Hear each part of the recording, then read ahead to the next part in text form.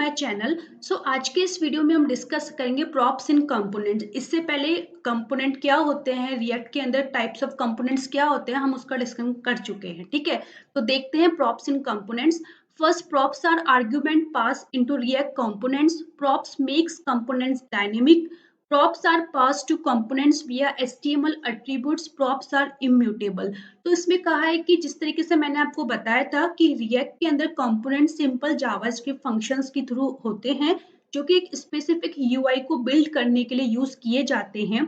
उसी तरीके से जिस तरीके से हम जावास्क्रिप्ट में फंक्शंस में आर्ग्यूमेंट पास करते हैं, सेम लाइक हम कंपोनेंट्स के अंदर प्रॉप्स पास करते हैं, तो ये एक आर्ग्यूमेंट की तरह ही होते हैं रिएक्ट कंपोनेंट्स के लिए। एंड प्रॉप्स की फुल फॉर्म होती है प्रॉपर्टीज।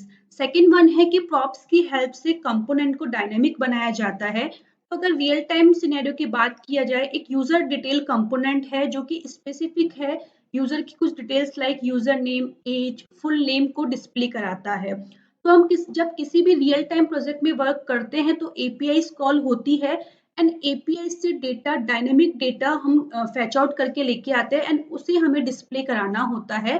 तो with the help of props हम उस डेटा को कंपोनेंट्स में पास करते हैं, इसलिए कहा गया है कि कंपोनेंट्स को डायनेमिक बनाते हैं प्रॉप्स। नेक्स्ट वन है, प्रॉप्स जो होते हैं वो HTML एट्रीब्यूट्स की तरह पास किए जाते हैं। जैसे HTML में एक इनपुट एलिमेंट होता है, उसकी कई एट्रीब्यूट्स होते हैं, वैल्यू, टाइप।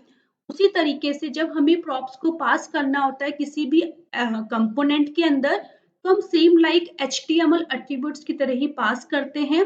फोर्थ वन है, जो प्रॉप्स होते हैं वो इम्यूटेबल होते हैं। दैट मीन्स जब भी किसी कंपोनेंट में प्रॉप्स पास किए जाते हैं तो उस पर्टिकुलर कंपोनेंट को एक्सेस नहीं होता है कि वो उस प्रॉप्स को चेंज कर सके, वो इम्यूटेबल होते हैं। ठीक है, एंड नेक्स्ट यहाँ पे मैंने कुछ एग्जांपल्स लिया है जिससे हम देखेंगे। फर्स्ट में सपोज कीजिए यहाँ पे एक यूजर कंपोनेंट है जिसमें मैं दो प्रॉप पास करती हूँ, नेम एंड एज। जो फर्स्ट एग्जांपल है उसमें मैंने दिखाया है कि यहाँ पे हम डायरेक्टली अगर स्ट्रिंग पास करते हैं, डायरेक्टली वैल्यू पास करते हैं, तो इस तरीके से हम डबल कोट या सिंगल कोट में वैल्यू पास कर सकते हैं, like name equal to test user and age equal to 24। ठीक है, समटाइम्स हमारे पास जो वैल्यूज होती है वो वेरिएबल्स में स्टोर होती है, most of the time variables में ही स्टोर होती है। तो जब हमें वेरिएबल्स पास करने होते हैं तो हम इस तरीके से ब्रेसेस की हेल्प से वेरिएबल्स पास करते हैं। Name equal to, then braces open करते हैं, जो भी हमारा वेरिएबल का नेम होता है वो हम यहाँ पे लिखते हैं। सेम एज के लिए जितने नंबर ऑफ यहाँ पे हमारे प्रॉप्स होंगे हम उसे इस तरीके से पास कर सकते हैं। ठीक है, लास्ट वन में अगर आप देखेंगे तो लास्ट वन में मेरा सेम है, मैंने नेम एंड एज दो प्रॉप्स पास किए हैं। लेकिन अगर आप देखेंगे कि ओपनिंग एंड क्लोजिंग टैग के बीच में मैंने आई लव कोडिंग एक टेक्स्ट पास किया है, जो कि मैंने इससे पहले कंपोनेंट का जो वीडियो था उसमें बताया था कि कंपोनेंट्स में एक स्पेशल टाइप का प्रॉप्स होता है जिसे हम चिल्ड्रन प्रॉप कहते हैं। जो भी टेक्स्ट या जो भी इंफॉर्मेशन हम ओपनिंग एंड क्लोजिंग टैग के बीच में लिखते हैं वो एक स्पेशल प्रॉप में जाता है, चिल्ड्रन प्रॉप के अंदर। ठीक है, लास्ट वन है कि किस तरीके से जब हमने पास कर लिया किसी कंपोनेंट को, पास करने का मेथड तो हमने देख लिया कि जब हमें किसी कंपोनेंट के अंदर प्रॉप्स पास करने होते हैं तो हम उन्हें HTML एट्रीब्यूट्स की तरह पास करते हैं। लेकिन जो वो कंपोनेंट होता है उसे प्रॉप्स किस तरीके से मिलते हैं, वो एक ऑब्जेक्ट के अंदर मिलते हैं। जैसे मैंने यहाँ पे प्रॉप यूजर कंपोनेंट लिया है, इसमें मैंने दो प्रॉप्स पास किए, एक नेम एंड एज। ठीक है, ये है इसको पास करने का तरीका। लेकिन जब इस पर्टिकुलर यूजर कंपोनेंट को ये प्रॉप्स मिलेंगे तो ये एक ऑब्जेक्ट के अंदर मिलते हैं की वैल्यू पेयर में, जिसमें कि जो लेफ्ट हैंड साइड में होता है वो उसकी कीज बनती है, राइट साइड की जो वैल्यू होती है वो उनकी वैल्यूज बनती है। इस तरीके से प्रॉप्स पास किए जाते हैं। अब हम देखते हैं इसे कोड एग्जांपल के थ्रू। तो मैंने सेम एग्जांपल लिया है जो मैंने आपको कंपोनेंट डिस्कस करते टाइम दिखाया था। इसी में हम एक नया कंपोनेंट बनाएंगे एंड देखेंगे कि किस तरीके से हम प्रॉप्स पास करते हैं। तो मैंने यहाँ पे कमेंट कर दिया है, फंक्शनल कंपोनेंट, क्लास कंपोनेंट को मैंने यहाँ पे कमेंट कर दिया है।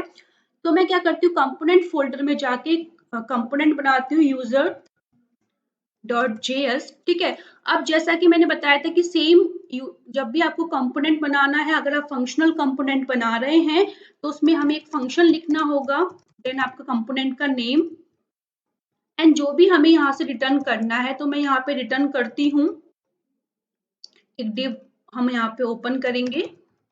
ठीक है, तो इंफॉर्मेशन हम देखते हैं। सपोज कीजिए यहाँ पे मैं 3 डिव ओपन करती हूँ। एक में मैंने लिखा है यहाँ पे टेस्ट यूजर, उसका जो भी नेम हो सकता है। एक में मैं यहाँ पे लिखती हूँ उसकी डेजिग्नेशन, सपोज कीजिए डेवलपर उसकी डेजिग्नेशन है। एंड यहाँ पे प्रोफाइल इंफॉर्मेशन में कुछ भी हो सकता है, प्रोफाइल इंफॉर्मेशन, इस तरीके से। अब मैंने आपको बताया था कि अगर रिएक्ट का कंपोनेंट बनाना है तो सबसे पहले कुछ रिएक्ट के सिंटेक्स फॉलो करने होंगे। हमें टॉप में जाके क्या करना होगा, रिएक्ट पैकेज को इंक्लूड करना होगा। तो मैं इंपोर्ट कर लूंगी, इंपोर्ट रिएक्ट। ये कहाँ से होता है, रिएक्ट लाइब्रेरी से। इसके बाद आपका जो कंपोनेंट है वो बन के रेडी हो चुका है, आपका फंक्शनल कंपोनेंट बन के रेडी हो चुका है। अब मैं क्या चाहती हूँ, इस स्पेसिफिक कंपोनेंट को इस app.js कंपोनेंट में यूज करना चाहती हूँ। तो जब भी हम किसी कंपोनेंट को किसी दूसरे कंपोनेंट में यूज करना चाहते हैं तो सबसे पहले हमें उसे एक्सपोर्ट करना होता है। मैं यहाँ पे इसको एक्सपोर्ट कर लेती हूँ। इस फाइल में मैं सिर्फ एक यही कंपोनेंट बनाने जा रही हूँ, तो मैं इसको डिफॉल्ट कर देती हूँ। और डिफॉल्ट जो कीवर्ड होता है वो एक फाइल के अंदर हम सिर्फ किसी एक के लिए ही यूज कर सकते हैं। तो मैंने यहाँ पे इसको डिफॉल्ट कर दिया। ठीक है, अब ये कंपोनेंट हमारा एक्सपोर्टेबल हो चुका है। जहां भी मुझे इसे यूज करना है मैं सिंपली इसको इंपोर्ट करूंगी एंड वहां यूज कर लूंगी। तो मैं यहाँ पे सबसे पहले टॉप पे जाके इसे इंपोर्ट करती हूँ। Import this from components and then user. And जहां मुझे यूज करना है मैं यहाँ पे जाके इसको यूज कर लूंगी।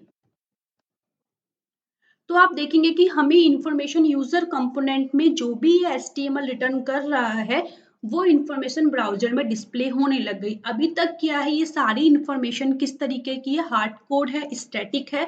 अब हमें इसे डायनेमिक बनाना है। जब भी किसी कंपोनेंट को डायनेमिक बनाने की बात आती है तो हमें प्रॉप्स का यूज करना होता है। तो हम यहाँ से पास करना स्टार्ट करते हैं। मैं यहाँ से पास करती हूँ सबसे पहले नेम में मैं कर देती हूँ और टेस्ट यूजर। ठीक है, उसके बाद मैं पास करती हूँ यहाँ से डेजिग्नेशन, जो कि मेरी क्या हो जाएगी, यहाँ पे अपन करते हैं जूनियर डेवलपर, सपोज दैट।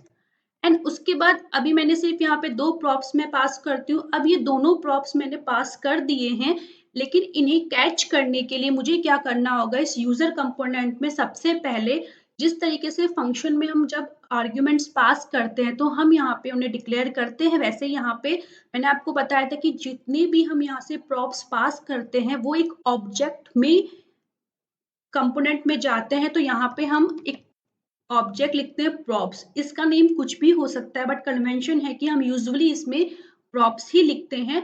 अब ये जितनी भी इंफॉर्मेशन थी, नेम, डेजिग्नेशन, ये सारी की सारी इंफॉर्मेशन इस ऑब्जेक्ट में आ चुकी है, की वैल्यू पेयर में स्टोर हो चुकी है। अब जहां पे भी मुझे यूज करना है, लाइक मुझे यहाँ पे जो ये स्टैटिक डेटा था इसे डायनेमिक बनाना है, मैं इसे डिलीट करूंगी। एंड जब भी हम वेरिएबल्स यूज करते हैं हम यहाँ पे ब्रेसेस ओपन करते हैं एंड उसके बाद प्रॉप्स डॉट नेम। ठीक है, ये इस तरीके से डेटा वहां से डिस्प्ले कर गया। सेम चीज मैं डेजिग्नेशन के लिए करती हूँ एंड यहाँ पे मैं कर देती हूँ डॉट डेजिग्नेशन।